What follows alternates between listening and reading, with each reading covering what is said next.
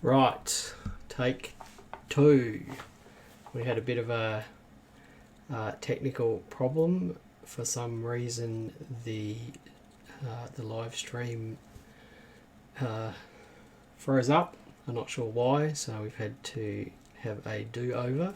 So welcome everyone to episode 8 of the Purple Pennies weekly live coin news video.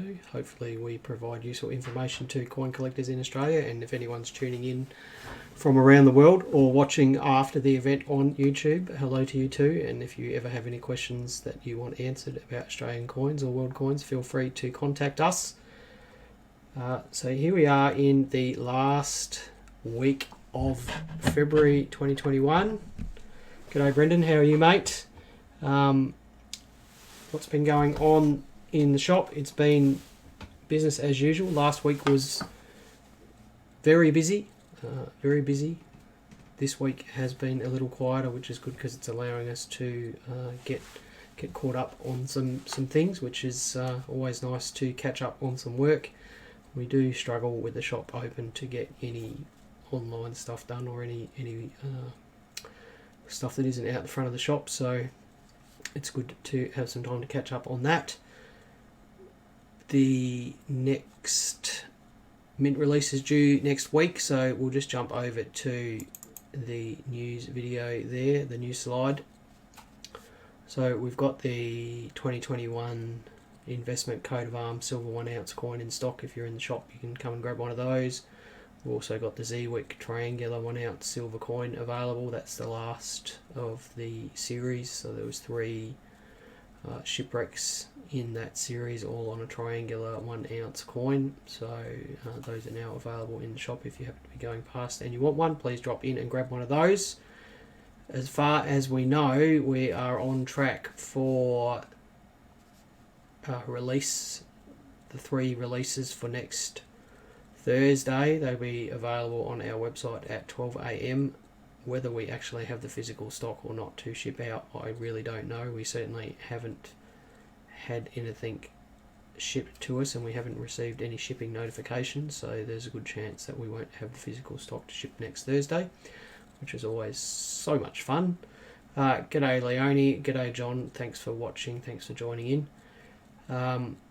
On the plus side, and Catherine and I are pretty surprised by this, we will have some of the half ounce silver colorized Star Dreaming coins on the website available for purchase online, which makes us super happy because our online audience is a big part of what we do, and we always try to get people online involved as much as people in the store. And the Milky Way coin, I can't explain how disappointed we were that we didn't have any available for people to buy online. It was quite upsetting, and we made that known to the mint, and hopefully they've taken that on board, and as a result we will have some of the last of the Star Dreaming coins available on our website at 12 a.m. Adelaide time next Thursday. So if you're after one of those at release price, they will be there. G'day Mitch, how are you mate? Thanks for joining in. And you too Joy, thanks for joining in. Joy from North Carolina. Welcome. It's nice to have a US viewer.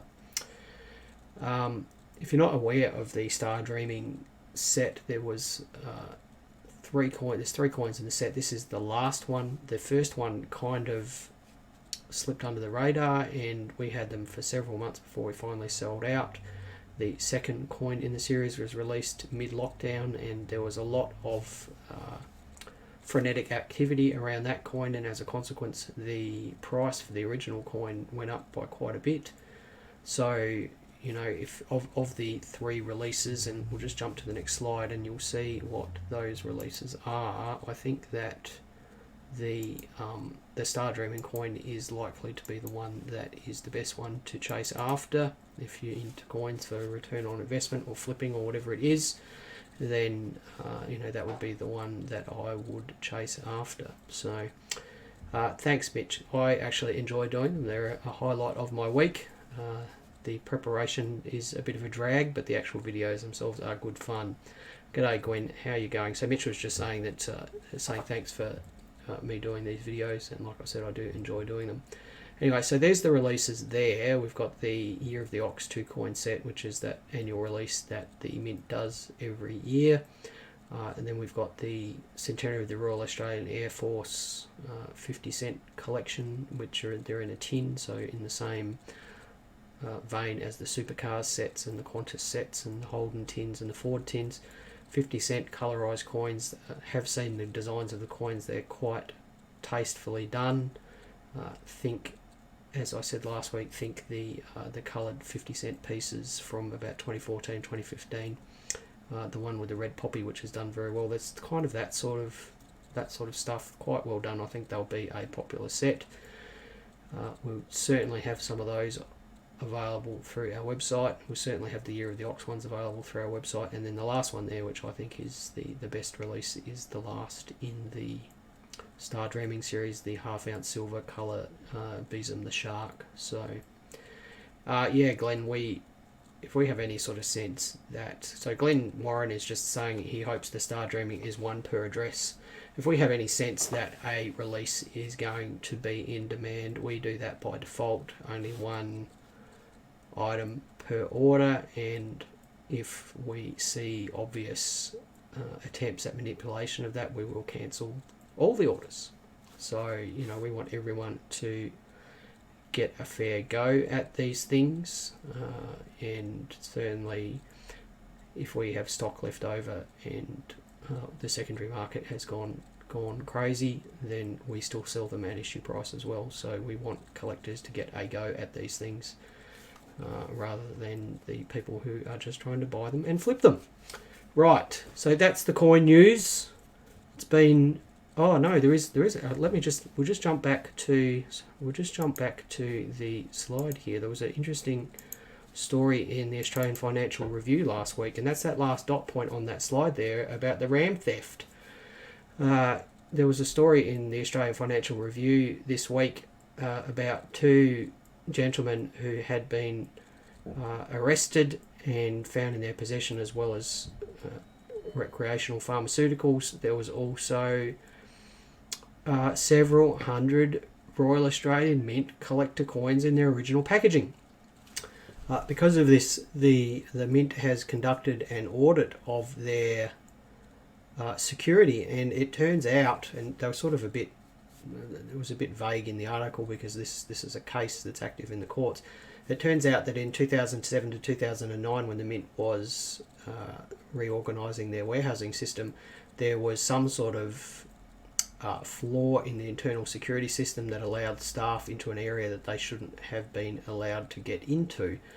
And it almost appears as though this has taken almost 10 years for this security flaw to show up, and someone, whether they be an employee or someone else, has got access to this area, and there has been a theft of collector coins from the Mint.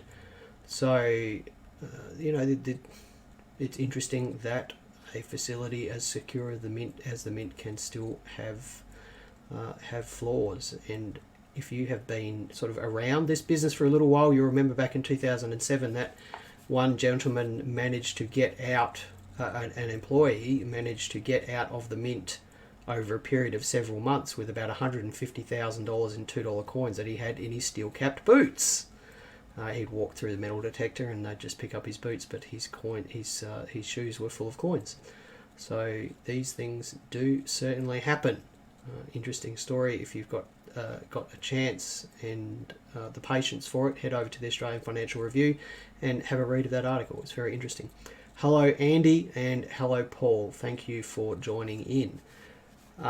Those of you who have watched for a little while would know that we're up to the final week of the 5 coins to look for in your change, and this was a bit of a tough decision. Actually, it wasn't. This was what I decided was number 1 in week 1, better than the Mule, and that's simply because it is such an unusual thing to be able to find in your change, and that is the 2007 double header 5 cent piece.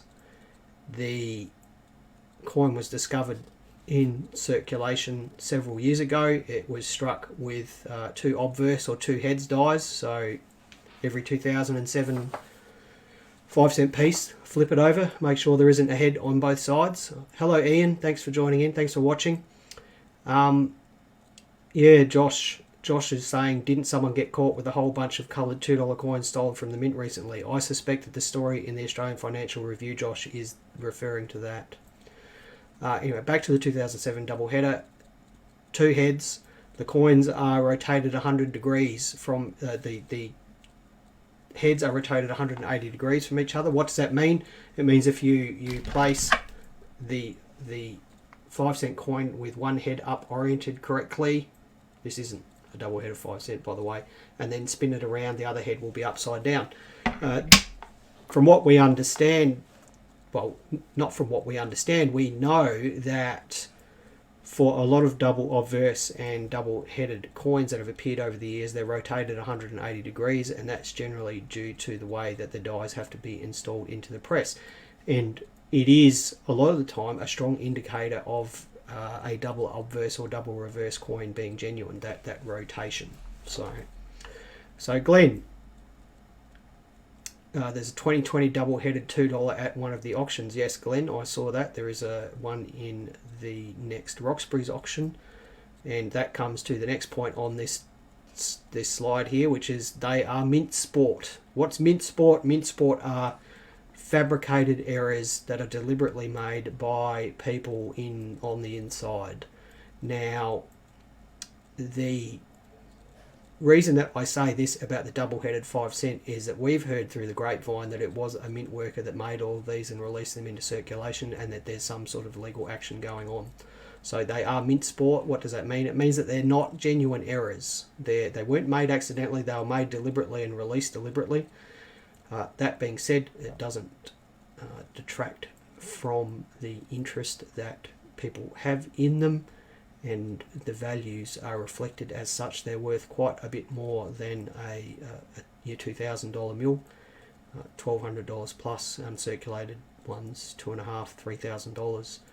And I'm aware of one collector in Sydney who has found several dozen. So what does that mean in terms of mintages? Who knows? Certainly high hundreds, potentially thousands of them.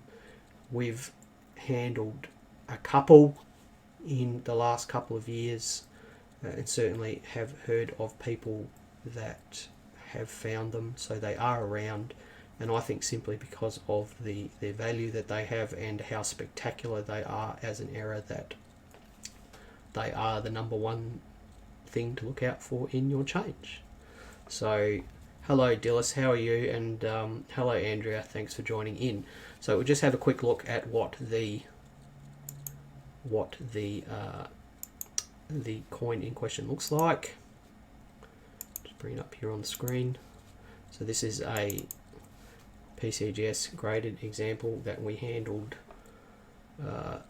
late last year. It's graded AU55, and you can see there that the obverse and reverse dies or heads and tails are rotated 180 degrees from each other. I mean, there's not much more else that I can say. If you've got a 2007 double-headed 5 cent piece, then you've got one. That's fantastic.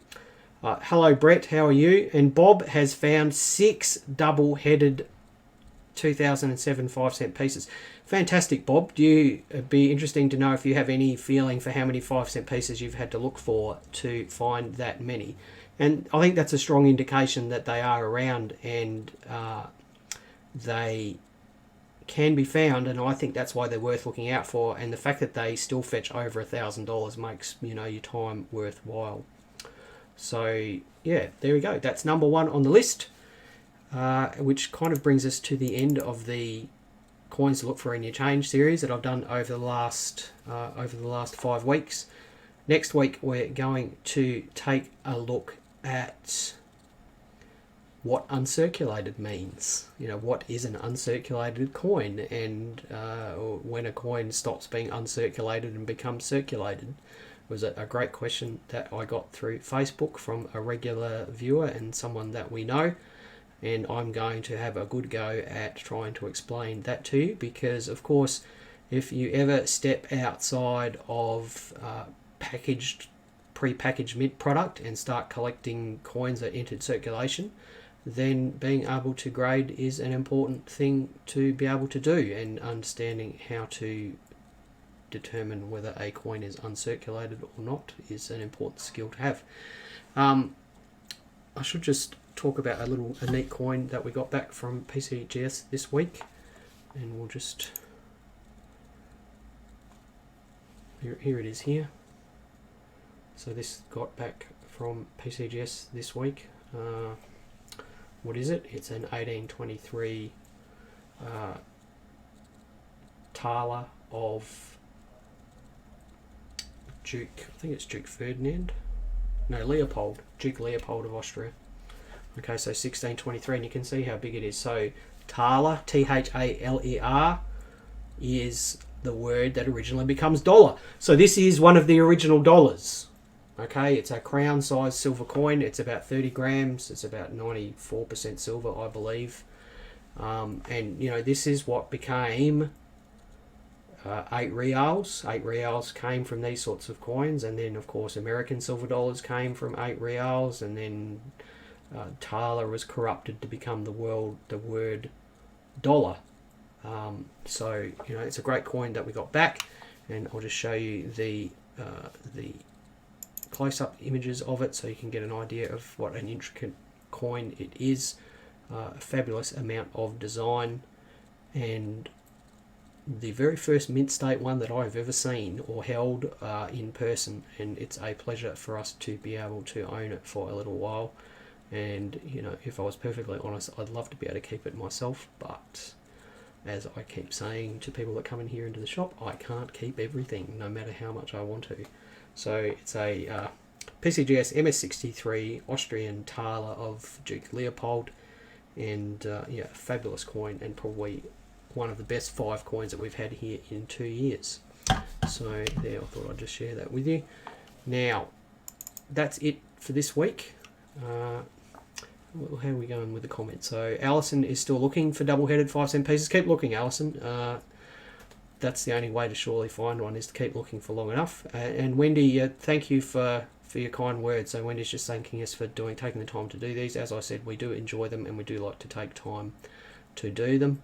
And no worries, Glenn, I'm glad you like thalers. I love them too. So straight to the pool room with the thaler. As I said, I can't keep everything. Not everything can go to the pool room. Otherwise, A, I'll need a bigger pool room, and B, the pool room will have to be in the bottom of a bank vault or something. So I don't have a thaler in my own collection, but they're a little expensive to me to be able to hang on to. So unless anyone has any questions, that will be it for this week. That's okay, Leonie. Leonie again is thanking us for doing these live feeds. Look, it's my pleasure. I do encourage you, if you have any questions or topics you'd like me to cover, then send us a Facebook message, send us an email, give us a phone call, and Catherine and I will have a chat about what we can manage in the time at hand. But I do enjoy talking to people. I enjoy seeing you out there watching, and I do wish you all the best for the week, and we will see you again, hopefully the same time next week. So bye everyone for now. Have a great week and a great weekend, and we'll see you next time.